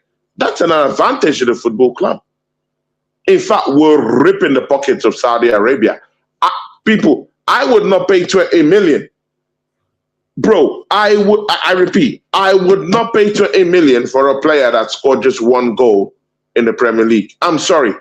But, and again, ask yourself that question. Why isn't other Premier League sides jostling for the signing of Martinelli? They can't afford Why aren't they putting up the cash, bro? Because of, like you said, the goal return, and they can't afford them. They can't afford the bad GA. Like it's not worth bringing Martinelli in and have him perform with 1 or 2 goals, thinking that your squad's going to change this guy. You know. I mean, big up Hugo. Big up Hugo. Big up Hugo. I'm happy with the new people on the channel today. Big up to you guys. Hugo is down here. Hugo Havoc is down here. Vinny Jin Jr. is down here too. Big up to you guys. Yeah. Big up, big up, big up, big up, big ups. Because I like seeing new faces around here. And it says, cool, if you studied accounting at school, you would understand that they are not broke. That's why people hate our team so much. I don't know at this point what he was referring to, but please, Vinny, please help us out to expatiate on what you meant by that, though. Oregon, do you have any idea about what he was? Because I've lost track of that. I think he was talking to another person in the chat about Barcelona being broke, maybe. Okay. I could be wrong, but I mean, and like Assemble's saying here at the end, he's saying to keep business quiet, but I just think, Martinelli is, Champions League finalist, English Premier League winner. I don't think you can keep that. You can't keep that silent. It's always going to end up in the news. It's always going to be a skirmish, isn't it? Yeah. But I get it, though. I would rather keep the business quiet too. But people like David Ornstein and Ben Jacobs, they leak that stuff on, especially Fabrizio Romano. Exactly. It gets leaked, man. That stuff gets leaked. But I think you're right, Tony, what you said earlier. I don't see how Martinelli fits in properly with another Premier League club unless he was to play striker, right? Because there's evidence that he's not the best left winger around, which is hard to say even though he won a title, but the goal return's not there, which we know. Could he be a bro, only 1 goal return. Bro, I wonder who's going to pay. Bro, man, imagine this was your personal business. How would you pay for a left winger that bro, how can I pay for a left winger over 10 million, yeah? That can't give me more than 2 goals in the Premier League campaign. Bro, come on, man. It doesn't work. It doesn't work. Arsenal were right to say he is not in our plans. We were right. We were right. Absolutely right. And again, see, you can't keep these deals under wraps because we're now in an era where media goes crazy. Romano makes lots of money and lots of traction to his YouTube page just by spilling the tea. And of Arsenal have gotten tremendous numbers. Yeah, but on Twitter, YouTube, Instagram, man has made money. So people see, you can't stop this rumor mill machines from operating. It's always going to be like that. 24 hours a day. 24 hours a day. Football news. Bro, the eras have changed. Right. It's not going to be like before. You know, things have changed. And you have to embrace it now, innit? You have to embrace it. You know, but again, well, let's not forget. I get where you're coming from, though, but Martinelli. I mean, I don't think it's an embarrassment. Right? Martinelli turned down a move as well, wasn't it, to Atletico Madrid or something like that? Then he was linked for he did 12 hours. Yeah, he did to Inter. He did. He turned down all these moves. And again, it boils back to the salary, the fees, how much that they're asking these football clubs to pay. Of which Arsenal, when what Arsenal wants is that when we sell them, we don't want any parts to play in their salaries. It should now be the new club that should pay all salaries. We don't want to even do any kind of discounted fees for them or whatever. Just buy them and pay the fees. But they're saying, you know what, we can't afford these fees, man. You want us to die? So it's the only viable place for them to get this money is from Saudi Arabia. And that's why Saudi Arabia is the only football club that is willing to post up that kind of cash and pay him that goddamn salary to go with it.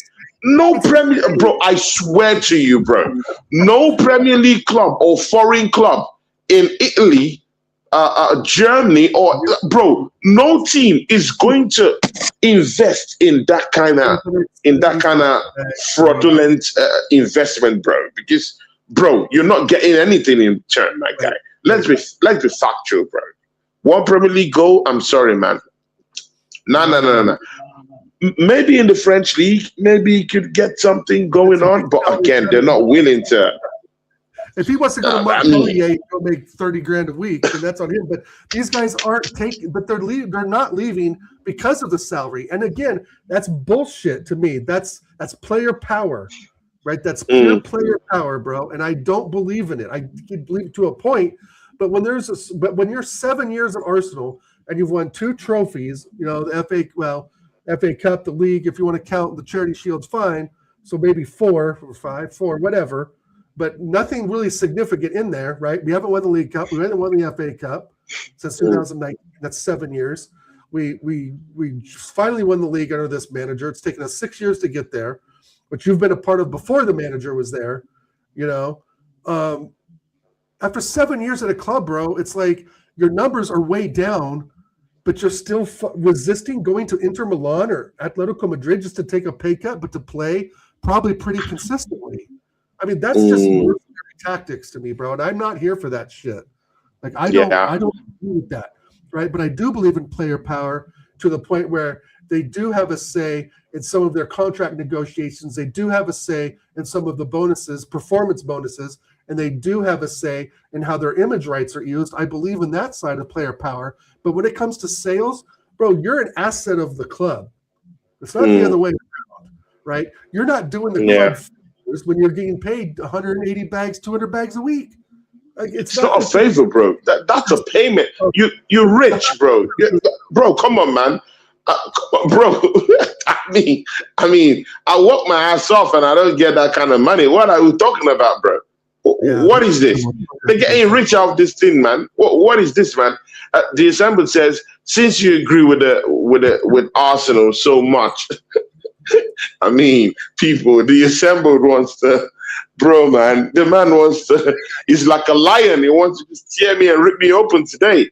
But it's all good. He says, since you agree with Arsenal so much, do you think the Skelly business was right? Because Arsenal definitely put his name out there. How did you know that was Arsenal, though? How do you know that's Arsenal? I heard that it was Miles Lewis Skelly's camp that was shopping him around because they were unsure of the minutes he was going to get with Bruno Gomes arriving. It's not Arsenal, they assembled. You have to get your facts right. They're not looking to sell him on at all. They consider him part of the plans, especially this season. So, I mean, if you want me to believe you, okay. But I'm just saying, I've heard this. But the assembled, this is wrong, bro. And the assembled, when you say things like this, yeah, and a rival sees this kind of thing, they'll run with it. It puts the football club in a bad light. And it's been done by our own fan base.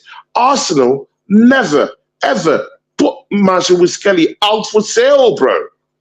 It was never Arsenal, bro. It's his camp. And by his own camp, I mean his mother.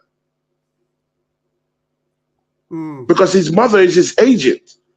Well, she's probably getting phone calls from United and Chelsea. Sure, there's always going to be exactly. She's getting those phone calls, bro. It's normal. All those players get phone calls if you perform.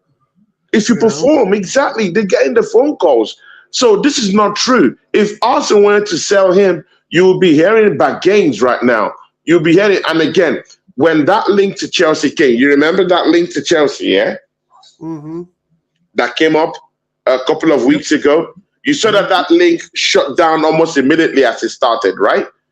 Because Arsenal told them, hands off this guy. We are not interested in selling. How would it be now Arsenal that would be the one that is shopping Lewis Kelly around?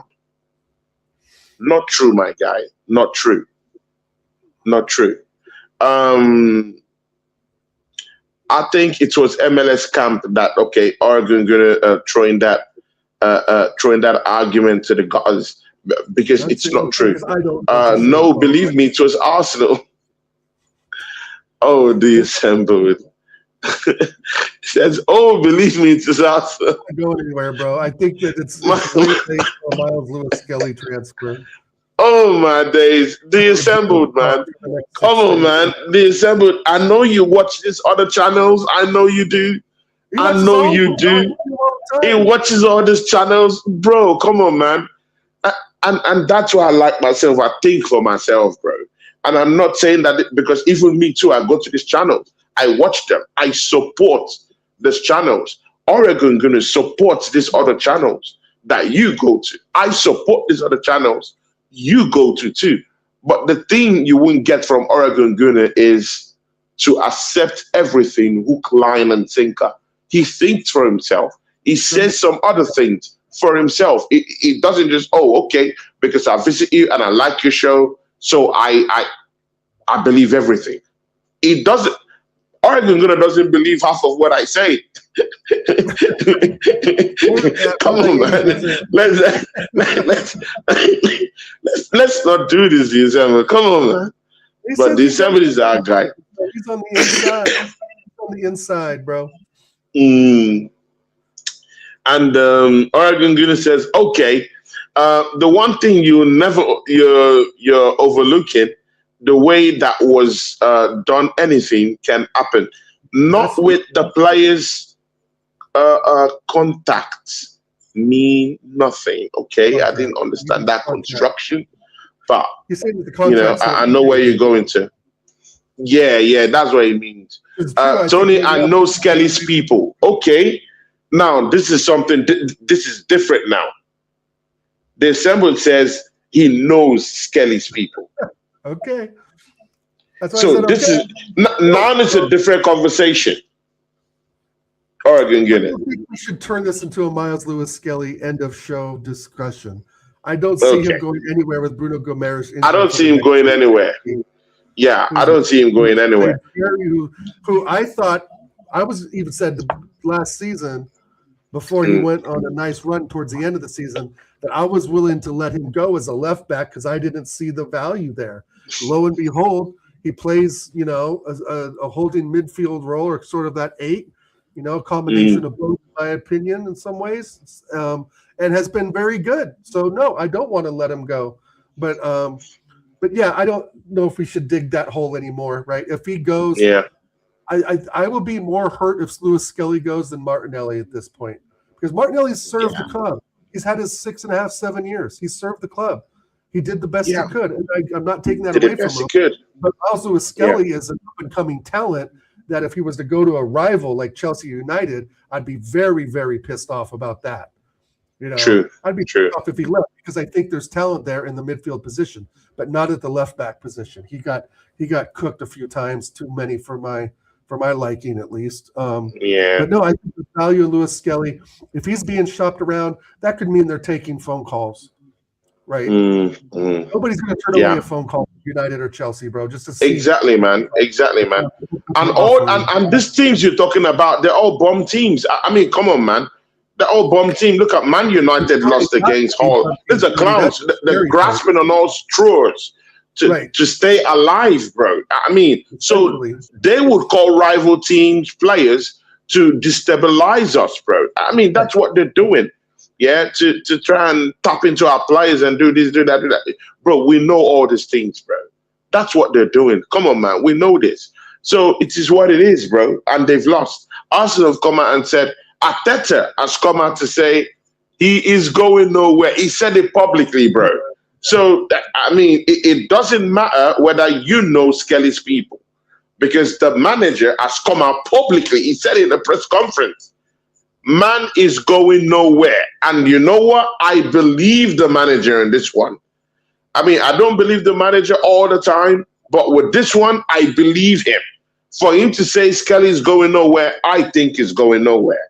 And I put my 20 cents on that one. He is going nowhere, bro. Not with that performance.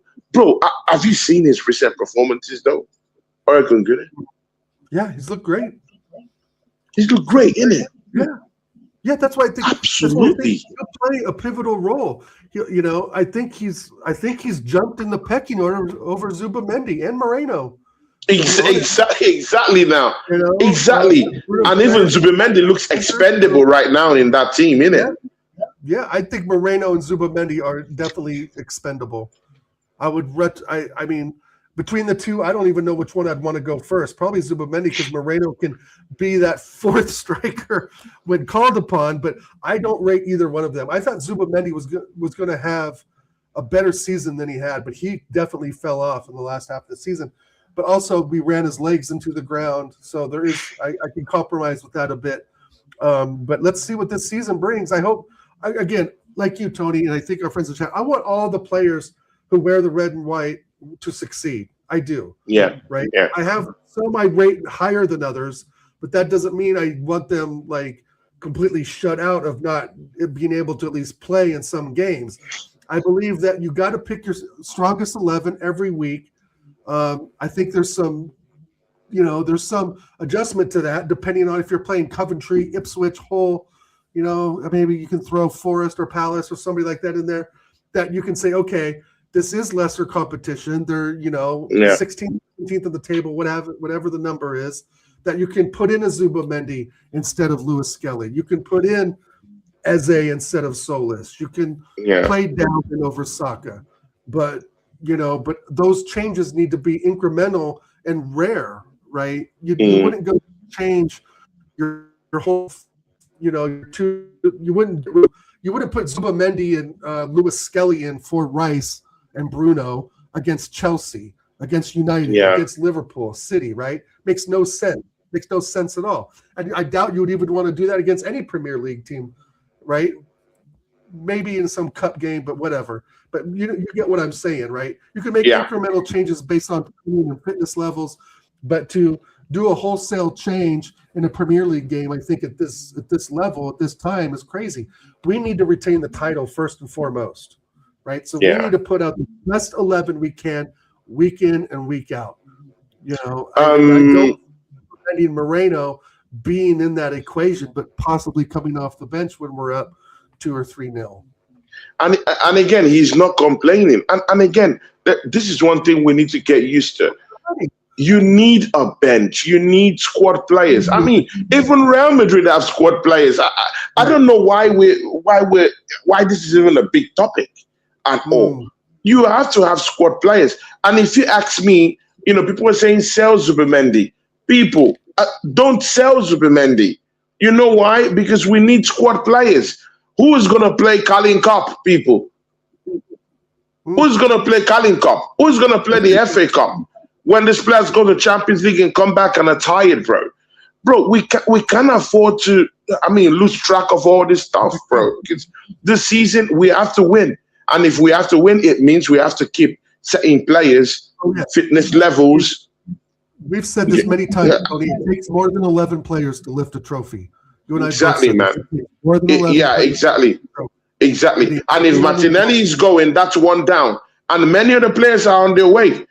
Rhys Nelson, I heard that West Ham has already agreed a deal for Rhys Nelson to leave the football club on a permanent basis, not even on loan, on a permanent basis. So he might go down. Season getting them back up. Yes, that is the perfect fit. It's like Jesus going to Napoli. It's a good fit. It's a good fit. Exactly. It's a good fit. It's a good fit. It's a good fit. And again, I also heard that Nwaneri would be on loan to Newcastle United by the end of the transfer window. That's another one. And again, do you see why I don't believe this Mazzuwishkeli business? It's because you have Nwaneri leaving the football club on loan. You have Rhys Nelson leaving the football club. Definitely Vieira will leave the football club. Jesus will be leaving. Bro, so much outgoings. And you think someone like Mazzuwishkeli is going to live? I don't think so, man.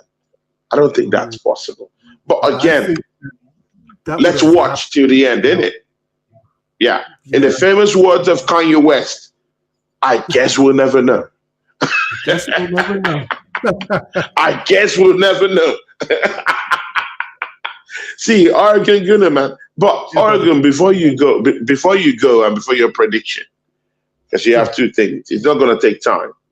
Okay. Does Mikel Arteta get any credit whatsoever for these outgoings? For Martinelli fucking off the football club? For someone like Rhys Nelson, who has been a lich on so many managers in this football club, does he get any credit for getting these players off the wage book? I think the or is it that no, I hate the manager, he takes no credit? No, I'm not going to go that extreme. I don't hate the manager. I think it's more. I think we all know who the Deadwood is, and it's up to Berta to do his job more than it is Arteta to try to work out who they're going to go to, how they're going to leave. Right? Arteta told Martinelli, you're not needed. You're surplus requirement. If he did not tell him that, they might not be selling him right now. So, right. Well, that's does the manager again, Oregon? You're not going to escape from this. Does the manager get some credit? Does he get even a little credit for saying for these players leaving the football club, these bums that we have in our team leaving the football club? Right, but it's hard to give me like him sole credit when I still see I didn't say sole credit. I didn't say sole credit. Again, I would rephrase that question again. Does Mikel Arteta get some iota, some? I said some credit for these bum players leaving the football club? Yes. In any way. Yes. And I would understand if you don't think so. I would understand it. I think so. Sure. Why not? Okay. I can't be mad at him at this point in time because he got me a Premier League trophy and he got me to a Champions League final in a system of football that I don't really agree with. The defensive setup. I don't believe the handbrake. I don't believe the U-shaped football, but we still got it over the line. And you want to speak realism, and the realism is he's not going anywhere. Yeah, true. Oregon, look at this question from the assembled, because this is why me and him will wrestle all the time. Yeah, he says the domestic trophies are not what Arsenal want. We want the Champions. Oregon, we went 22 seasons without sniffing. The Premier League, and then I don't know how to, because I want the domestic trophy. I'm sorry, mate. this season, I don't just only want us to retain the Premier League, I also want the FA Cup and the Carling Cup. But the assembled, maybe that's again, I want us to win the Champions League, but again, I still want those. I want to get my hands on those domestic trophies this season. How do you approach this? And again, your perspective could be different. I understand. No, I want them all. I want us to compete on all fronts. But at the same time, if we were to go to a let's say a League Cup final, I want to see us fight. I don't want to see a repeat of what we brought against City, right? We were cowards in that match, absolute cowards, right? I don't want to see us get knocked out by Southampton or a lower league club. So I just want to fight on all fronts. And credit when Nani is still here. I'm not going to base all of that on Nani. I can't. He goes for the low blow. Yeah, I mean, shit. The December never quits, man. That's why I like him. Man. He goes below the belt and drops a punch. Yeah. When Nani is still here, but again, man, I mean, Nani stinks up the place. I mean, Oregon Gunner, man. Oh my days! What an awful signing. I mean, we have to say the truth where the truth. I mean, where the truth speaks volumes, bro. I mean, come on, man. What a horrible player. But again, it's just what it is. It's not going to happen. But again, they said that Noni Madueke coming in that matchup against Coventry, he created more chances than any other player in the Premier League in this first round. Yay. That's what the stats say. Okay. I like that answer. Okay. Okay. So he starts being consistent and scoring goals on the regular. Oh my days. A face merchant and just a dribbler. I just don't. The Aces says, I just want Frotetta sacked quicker, the better. Okay. Oh, yeah. I don't want the manager sacked after last season. How about that? The Aces. He won me a Premier League. And Aces, this is the thing, yeah. This is the thing. Yeah. When I was crying for a title, bro. Nobody gave me, bro, 22 years. No one gave me the title, bro. Yeah, all this manager, they all came and they left, bro. Including Unai Emery. No title, bro. But Mikel Arteta wiped my tears away last season. Come on, man. He wiped my tears away. I know it hurts. I know when I say these things, yeah. I know it hurts. I know it hurts. It pinches the nerves. I get that. But, I mean, he wiped my tears away. He gave me my first Premier League title in 22 years, bro. Come on, bro. I'm not ungrateful. I'm not an ungrateful person, man. Come on, man. I'm not ungrateful. So it is what it is. Oregon Gunner, before you go. Arsenal play against Aston Villa. Prediction for that matchup. What do you think, my guy? I mean, you predicted 4-0 against Coventry. 1 goal shy. Bro, close. I think you're close to this one. I think in 3-1. I think Aston Villa have enough to at least pop one in. But I still think that we overwhelmed them. Remember, Aston Villa started horrible last season too, and then went on that amazing run of like 11 or 12 games unbeaten. So, yeah, I'm gonna go out there and say 3-1. 3-1. Yeah. Okay. I mean, I think it's gonna be I don't know. I mean, their new player, what's his name? Something Garcia or something like that, got red carded in that game. Konsa is gonna be missing. In fact, Konsa might be playing against them, as far as I know. Ole Watkins has gone AWOL. Man wants to go away. He says that the football club prevented him from winning the Premier League last season because he wanted out, and they didn't sell him. Man has gone AWOL. I mean, he's out there with his model girlfriend, enjoying and soaking up the sun in Italy. So, I mean, bro, it is what it is. If these players are missing, I'm all up for it. Arsenal, I think we'll win by 2-0. Gotcha. I don't think they score a goal. Yeah, I don't think so. But again, it is what it is. Oregon Gunner, what do you got coming up, man? What a show today. 2 hours of hard-hitting discussions, bro. Big up to you, Oregon. This show was legendary, bro. 2 hours, bro. Back and forth, people. Big up, Oregon, man. Big up. Not much going on, man. I'm going camping tomorrow, so I'm going to be gone from tomorrow to Sunday in Central Oregon with some friends, having a good time. I'll be trying to get somewhat of a Wi-Fi signal to watch some highlights or game results, but other than that, man, not much else going on. Yeah. Actually, Arsenal will be playing on Monday, so probably you might be back. I'll be home for that. Yeah, you'll be home for that. Yeah, so to be on Monday. Shout out to AFC always. This was a big show. Make sure you watch a recap of it. I mean, me and Oregon gonna go in bunkers. Yeah, talking about the Alvarez issue. We also delve a little bit into some of the transfer rumors and of course ins and outs. So please go back and watch it, people. I mean, this is a very great one. I loved it, people. Oregon, do you have any other thing to do this week? I don't. How about the show with TJ? No, I'm going to be camping. Oh, okay. Show Monday, maybe a reaction show Monday or something. We'll see. Okay. No. People, I'll be doing lots of watch-alongs, people, yeah? You have to follow me on that one. I'll be back here tomorrow, people, yeah? It's not Oregon Gunner, people, yeah? It's going to be me and Dio, for Arsenal Unhinged. People, they assembled. Get ready, because you know all this is saying here. You know that Dio is gonna have something to say. He's gonna talk to you directly, bro.